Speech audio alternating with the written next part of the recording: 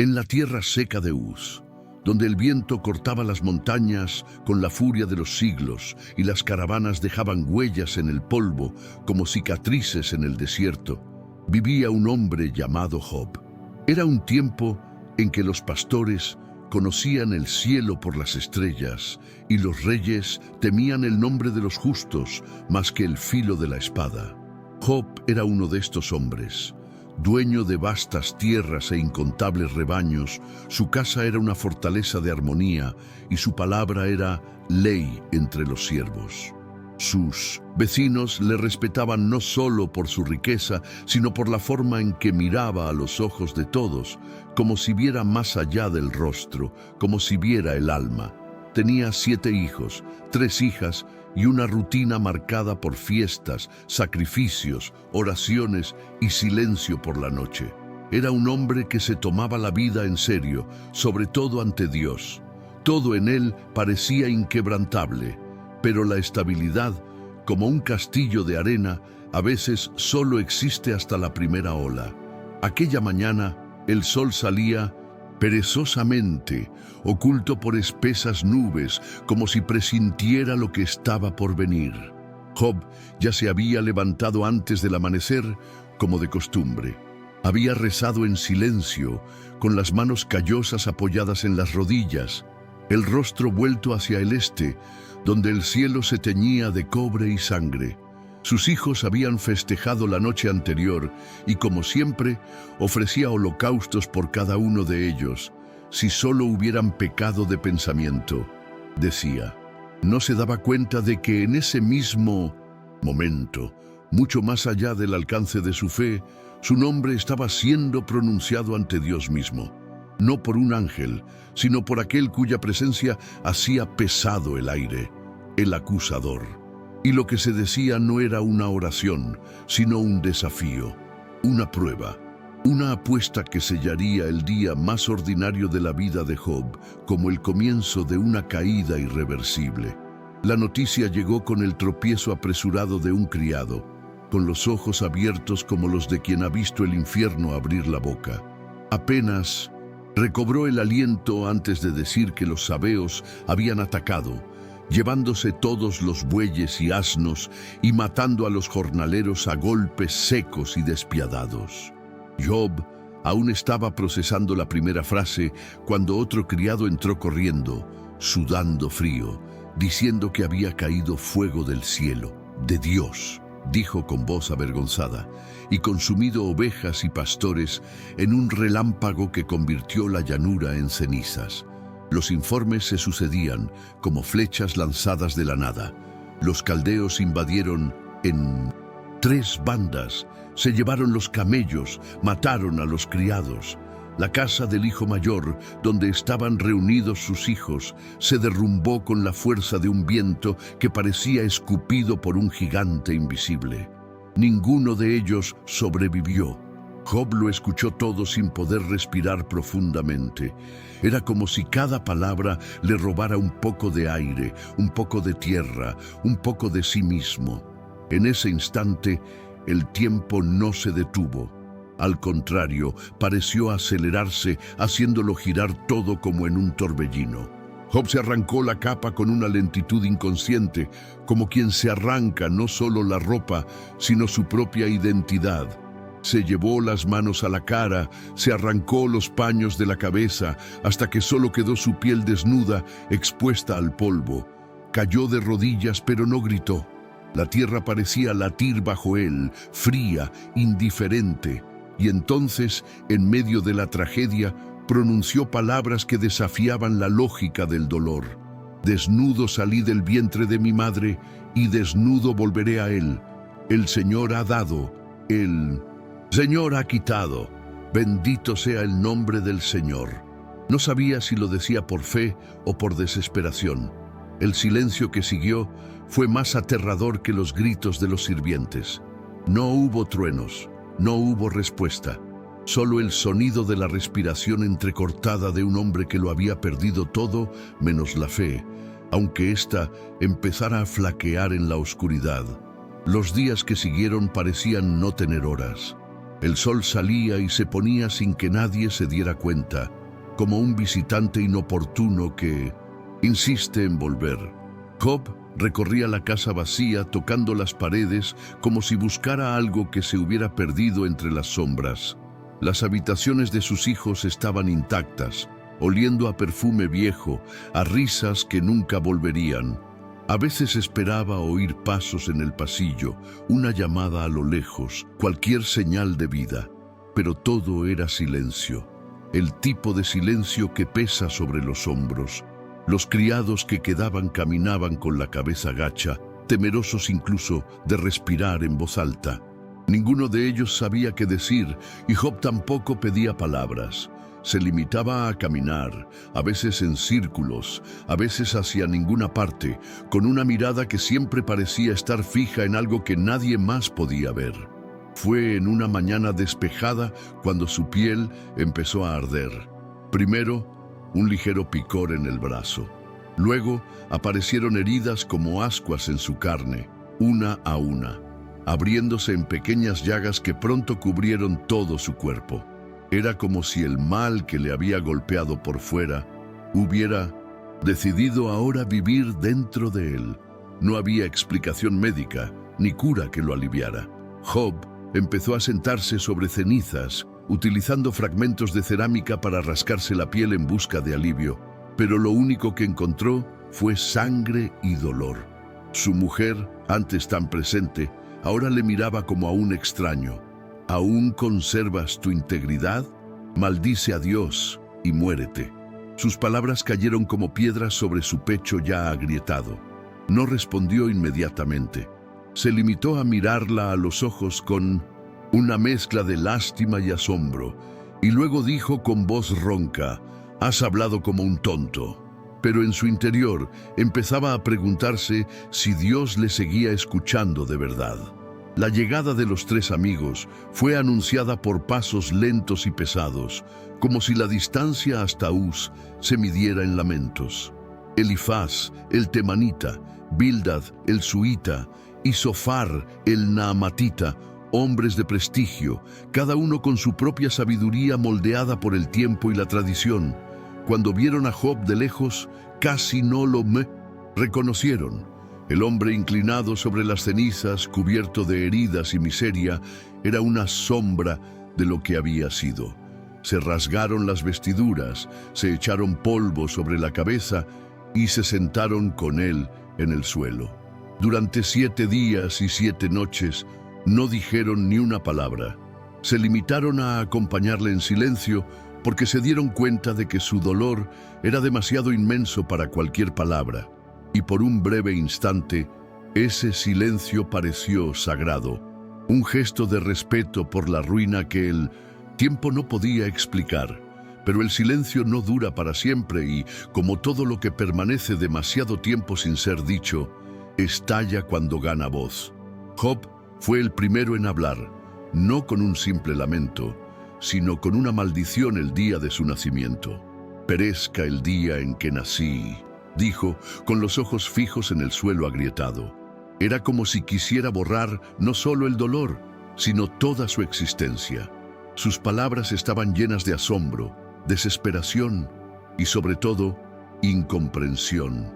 ¿Cómo podían los justos ser tratados tan vilmente? ¿Por qué Dios, que todo lo ve, había permitido semejante devastación? Elifaz tomó entonces la palabra, con el tono de quien se apoya en viejas certezas. ¿Quién, siendo inocente, ha perecido? Sus palabras eran suaves pero agudas. Sugirieron cuidadosamente que tal vez el dolor de Job era el resultado de alguna falta oculta. Job escuchaba, tranquilo por fuera, pero por dentro sentía como si las heridas de su piel adquirieran nuevas capas. El consuelo se había convertido en juicio. Con cada nuevo intento de consuelo, los amigos de Job cavaban más hondo en el abismo entre el dolor y la razón. Bildad habló de la justicia de Dios, diciendo que nunca pervierte la ley. Si los hijos de Job murieron, argumentó, fue porque habían pecado, una cosecha inevitable de lo que habían sembrado. Lo decía con calma, con un tono de lógica irrefutable, pero en cada palabra había una acusación encubierta. Job apretó los puños con fuerza, no por ira, sino por impotencia. ¿Cómo explicar lo inexplicable? ¿Cómo podía aceptar la desgracia sin causa? Zophar fue aún más directo. Sin pelos en la lengua, dijo que el castigo de Job, si realmente fuera proporcional a sus pecados, sería aún mayor. Era como recibir una patada mientras sangraba en el suelo. Los tres amigos hablaban como hombres seguros de sus doctrinas, pero ninguno de ellos había estado dentro de la noche oscura que consumía el alma de Job. Fue entonces cuando Job dejó de contener su ira. El dolor ya no era solo físico o emocional, era una herida en su fe. No negaba la existencia de Dios, pero cuestionaba su justicia. Clamo a ti, pero no me respondes. Me levanto, pero tú solo miras. Las palabras salían como plegarias deformadas por el dolor. Job empezó a anhelar un mediador, alguien que pudiera interceder entre él y Dios, alguien que comprendiera el polvo y la eternidad. Se sentía aplastado por un silencio divino que se burlaba de su integridad. El cielo parecía mudo y las respuestas cada vez más lejanas. Mientras sus amigos insistían en fórmulas y teologías, él clamaba por algo más profundo, por sentido, por justicia, por un gesto que le sacara de aquella niebla de dolor. En la soledad de su alma, Job empezó a darse cuenta de que las respuestas humanas eran demasiado pequeñas para la inmensidad de su sufrimiento. A medida que los días se alargaban y los diálogos con sus amigos se hacían más y más ásperos, Job se sumergió en un ciclo de preguntas que ni siquiera su entrenada mente podía resolver. Todo el tiempo buscaba un sentido al caos, tratando de encontrar alguna lógica que justificara lo que estaba viviendo. Pero cuanto más pensaba en ello, más absurdo le parecía todo. Había visto prosperar a malvados y perecer a justos. Había presenciado funerales de inocentes y bodas de hipócritas. La vida parecía ahora un juego de reglas rotas, donde el tablero estaba inclinado y Dios, el árbitro silencioso, lo observaba todo sin intervenir. Por la noche, tumbado sobre el polvo, rezaba sin forma. Las palabras salían mezcladas con lágrimas y espasmos de dolor, como si cada sílaba le hubiera sido arrancada del alma. En uno de esos momentos murmuró casi sin voz: «Aunque me mate, esperaré en él». Y allí, en el umbral entre la fe y la ruina, Job encontró una especie de santa locura: creer, incluso sin comprender. Fue entonces cuando surgió una nueva voz. Elihu, el más joven de los presentes, llevaba días observándolo todo en silencio. Ahora, presa de una ferviente inquietud, comenzó a hablar. Su discurso no era como el de los demás, no venía acompañado de acusaciones directas ni de doctrinas memorizadas. Era como si tratara de unir el cielo y la tierra, recordando a Job que Dios hablaba, pero a veces de un modo que el hombre no podía comprender. «Dios es más grande que el hombre. ¿Por qué contiendes con él?», dijo Eliú, con los ojos encendidos. Habló del dolor como herramienta de purificación, de la disciplina como expresión de misericordia. Job escuchó, demasiado, cansado para reaccionar, pero había algo diferente en sus palabras. No había desprecio ni juicio. Había un esfuerzo sincero por señalar algo más allá de la tragedia, como si, en medio del colapso, hubiera un camino estrecho por el que el alma pudiera caminar hasta que finalmente escuchara la voz del Creador mismo. Aquella mañana, después de que cesaran las palabras de Elihu, un extraño silencio se apoderó del lugar. No era como el silencio de los 7 días. Este tenía peso, densidad, como si la creación misma contuviera la respiración. El viento empezó a soplar de forma diferente, arrastrando polvo y electricidad en el aire, y entonces, sin previo aviso, se formó una tormenta en el horizonte. Las nubes se cerraron como muros negros y los relámpagos cruzaron el cielo en furiosos zigzags. Job se encogió instintivamente, cubriéndose los ojos con el antebrazo, y todos los demás guardaron silencio, presintiendo que algo sagrado y peligroso se acercaba. Fue en esta vorágine cuando Dios respondió, pero no con explicaciones, no con la lógica que Job había esperado. La voz surgió de en medio del torbellino, poderosa como un trueno y delicada como una espada. ¿Quién es este que oscurece el consejo con palabras sin conocimiento? La voz de Dios no trajo consuelo inmediato. Al contrario, confrontó, expuso, desafió. Dios comenzó a hacer preguntas, muchas preguntas. ¿Dónde estabas cuando puse los cimientos de la tierra? ¿Quién cerró las puertas del mar cuando brotó del vientre materno? Job, que antes clamaba por una audiencia divina, ahora apenas podía respirar ante lo que estaba oyendo. Cada una de las preguntas de Dios revelaba algo: el tamaño del universo, la complejidad de los seres vivos, el funcionamiento del cosmos. Todo ello había sido ideado por manos invisibles que operaban con una sabiduría muy superior a la comprensión humana. No era una respuesta directa a su sufrimiento, sino una revelación de la inmensidad de la mente divina. Era como si Dios dijera: me juzgas basándote en una ínfima fracción de lo que ves. Job cayó de rodillas, con los labios temblorosos. En aquel instante, el mundo le pareció más grande y misterioso de lo que jamás se había atrevido a imaginar. Y por primera vez en mucho tiempo, sintió algo parecido a la paz. Job, abrumado por las palabras de Dios, ya no sabía qué decir. Cada pregunta parecía arrastrarle más profundamente hacia un abismo de humildad, un lugar donde su dolor ya no podía medirse solo por su propia experiencia. Ya no pensaba en lo que había perdido, sino en la enormidad de lo que nunca llegaría a comprender. El sufrimiento, que antes le había parecido la injusticia más cruel, ahora lo veía como una fracción del infinito misterio del Creador. Él, que tanto había anhelado un mediador, se encontraba ahora ante Dios mismo, y este encuentro no le ofrecía soluciones fáciles, sino la inmensidad de una verdad que superaba todo su entendimiento. Hablé de lo que no entendía, dijo Job, y sus palabras se convirtieron en un suspiro de rendición. Cosas demasiado maravillosas para mí que no conocía. Ya no se veía a sí mismo como un hombre en busca de justicia, sino como un ser finito que intentaba abarcar el misterio divino. Dios no le reprendió directamente por su angustia, sino que en su respuesta le instó a reconocer su limitación. Job ya no era el hombre de antes. Algo en su interior había cambiado, como si su alma se hubiera roto y reconstruido de otra manera. Ya no cuestionaba la justicia de Dios, sino que se rendía a su sabiduría. Te conocía de oídas, pero ahora mis ojos te ven, dijo, en un tono a la vez afligido y profundamente agradecido. La tormenta había pasado, y ahora el cielo estaba despejado de nuevo.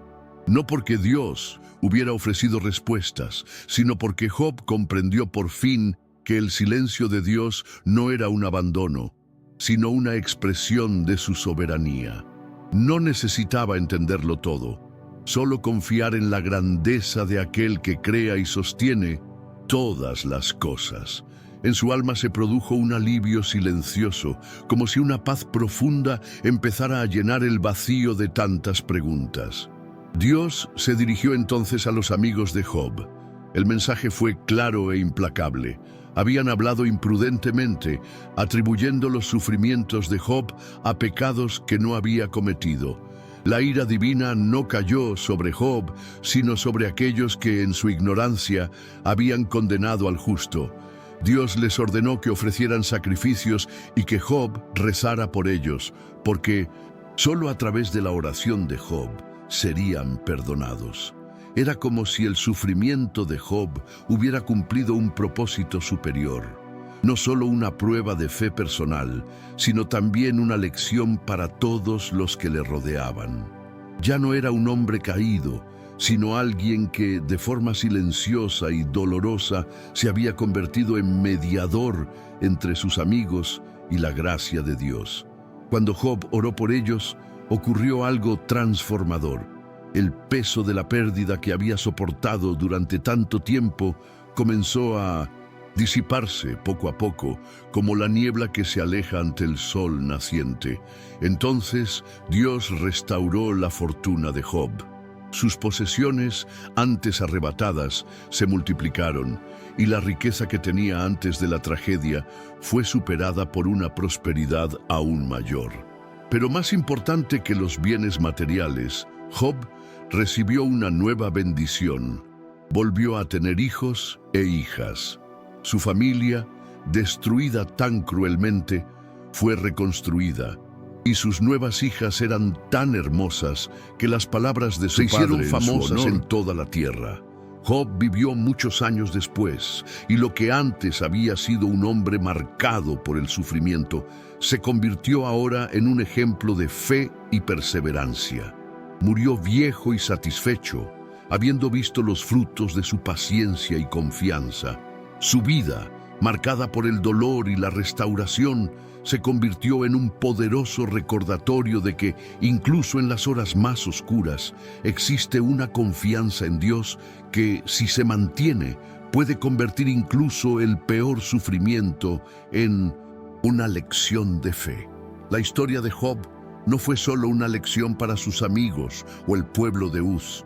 Resonó a través de las generaciones, como un eco que tocó los corazones de todos los que, de alguna manera, experimentaron sufrimiento o pérdida. Su viaje no consistía en comprender las razones del sufrimiento, sino en aprender a confiar en Dios sin exigir respuestas.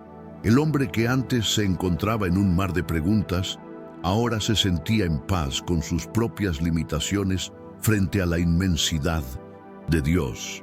Job ya no necesitaba entender el porqué de todo, porque su relación con Dios no dependía de explicaciones, sino de la confianza. La fidelidad que demostró, incluso en sus horas más oscuras, se convirtió en una luz para quienes, como él, se enfrentarían a sus propias tormentas en la vida. La restauración de su fortuna y de su familia no fue solo una recompensa por su fidelidad, sino una demostración de la bondad de Dios, que, en su soberanía, conoce el momento oportuno para la curación y la recompensa. Y así termina la historia de Job, pero su lección perdura.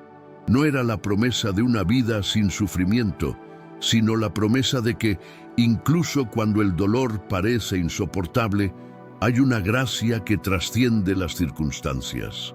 Job aprendió a ver el sufrimiento bajo una nueva luz, no como un castigo divino, sino como un profundo misterio que a menudo nos enseña a mirar a Dios con más sinceridad. Su fe, sostenida por la confianza en que Dios es bueno incluso en el silencio, resonó como un faro para las generaciones posteriores. Job no solo fue restaurado en su vida material, sino que también se convirtió en un símbolo de la verdadera fe. La fe que no exige respuestas, sino que simplemente se entrega a la grandeza del Creador, aceptando con humildad que al final Dios sabe lo que es mejor para nosotros.